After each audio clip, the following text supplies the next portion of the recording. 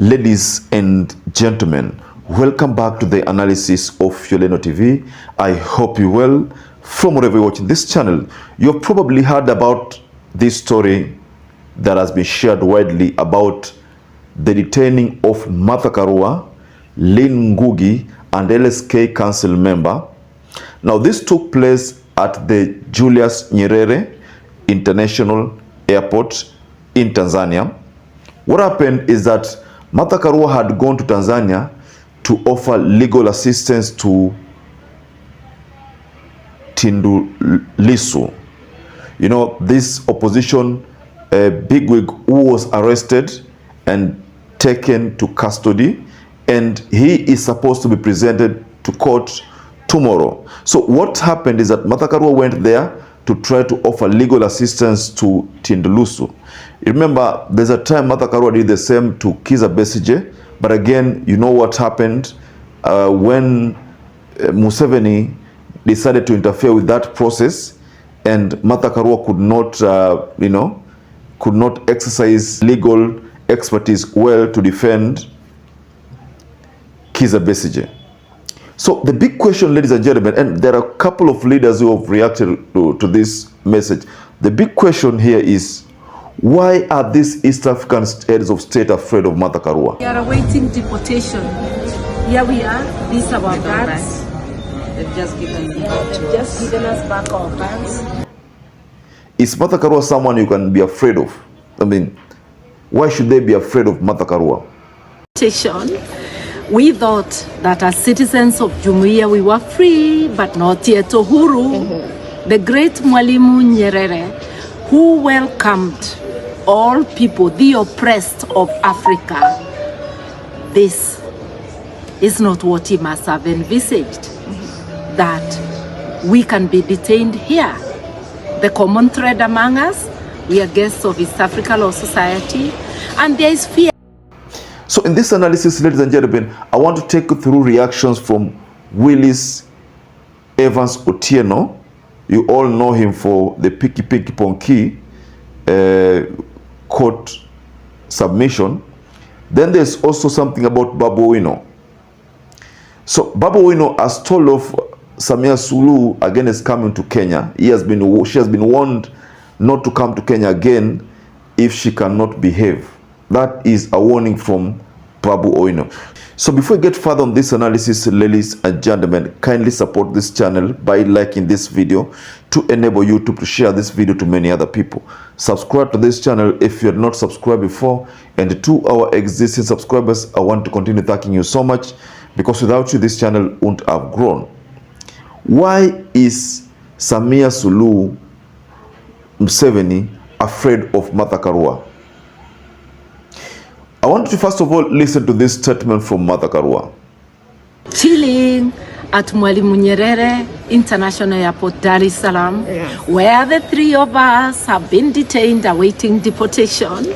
Now from that video, Martha Karua is literally trying to confirm to you that she was put in detention, then they were forced to go back to Kenya by being deported. So they were merely deported, akin to what happened to Miguna in 2018, when Miguna was deported back to Canada, you know, after fierce confrontation between him and the government of Uhuru Muigai Kenyatta.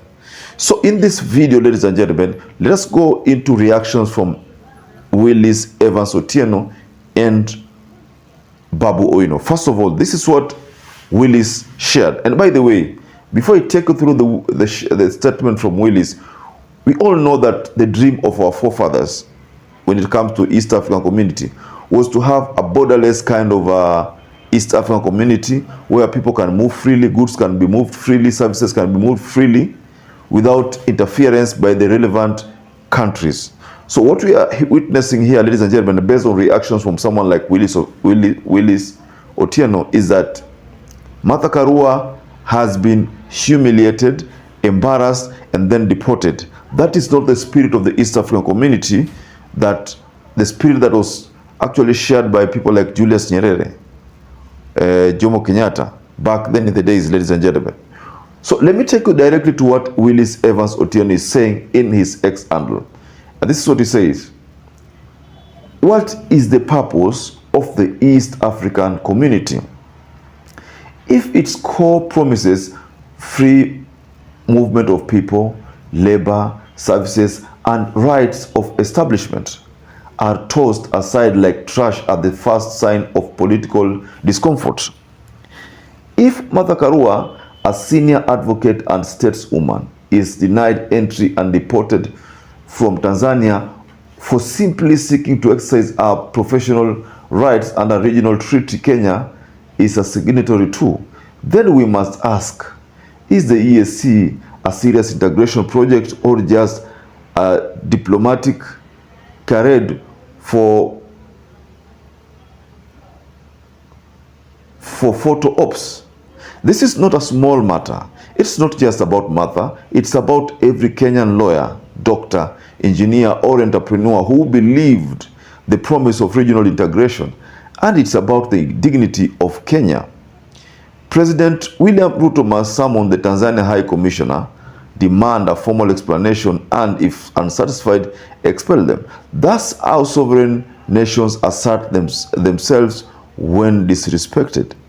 Samia Suluhu must be reminded regional integration cannot be reduced by speeches and summit selfies. There, either we upload the protocol on the establishment of the East African Community Common Market, or we stop pretending. That is what Willis Oteno told Mama Samia Suluhu.